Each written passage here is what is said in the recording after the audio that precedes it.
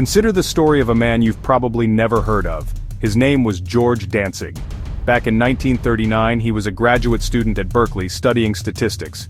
He arrived late to his class one day. On the blackboard were two problems. Dantzig, assuming they were homework, dutifully copied them down. He went home and worked on them. He found them to be, as he later said, a little harder than usual.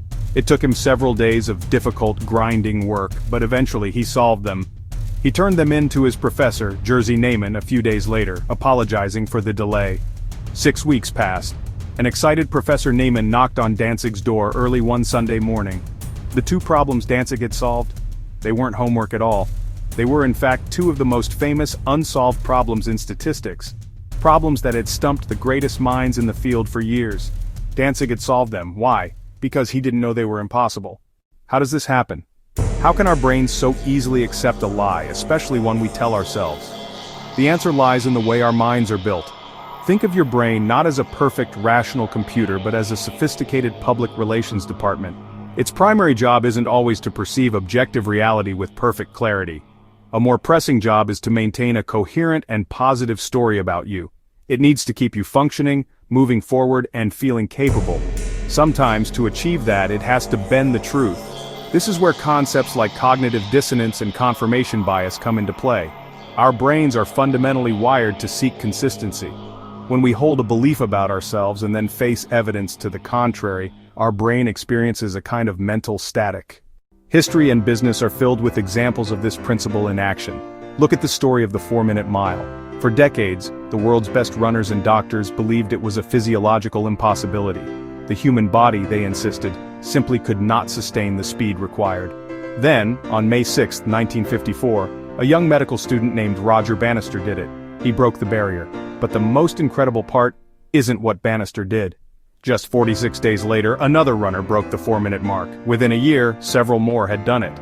What changed? The runners didn't suddenly evolve. The tracks didn't get faster overnight. The only thing that changed was the belief.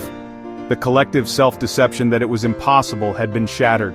Once the mental barrier was gone, the physical barrier seemed to dissolve along with it. Of course, not all self-deception is created equal.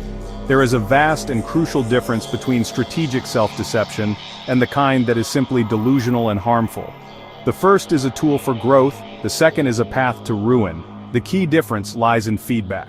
Strategic self-deception is about boosting your confidence to take on a challenge, not about ignoring the outcome of that challenge. It's about telling yourself you can ace the job interview, but it's not about ignoring the rejection letter and pretending you got the job anyway.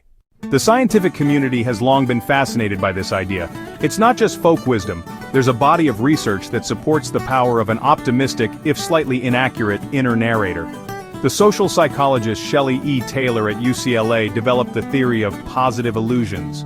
Her research found that most mentally healthy people don't see the world with cold, hard accuracy.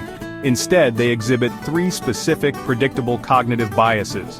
They have unrealistically positive views of themselves.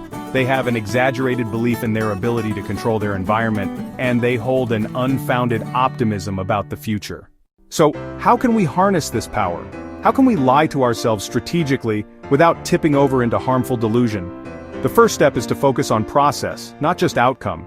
Instead of telling yourself, "I will become a millionaire by next year," try a process-oriented belief. Tell yourself, "I am the kind of person who is disciplined and creative enough to build a successful business." Another technique is to act as if. If you want to be more confident, don't wait until you feel confident to act. Act as if you are already confident. Your brain, observing your body's confident behavior, will begin to adjust its own internal state to reduce the cognitive dissonance. In the end, this exploration of self-deception brings us to a deeper question. What do we really mean by truth and success? We tend to think of truth as a fixed external reality that we must conform to, but perhaps it's more fluid than that. Success, then, may not simply be about having the most talent or the most resources. It may be about having the most effective narrative. It's about mastering the art of psychological alchemy, of turning a hopeful delusion into a concrete achievement. Because sometimes, to win big, you first have to fool the most important person in the room, yourself. It might be the little lie you need to tell yourself to unlock a much larger truth about who you can become.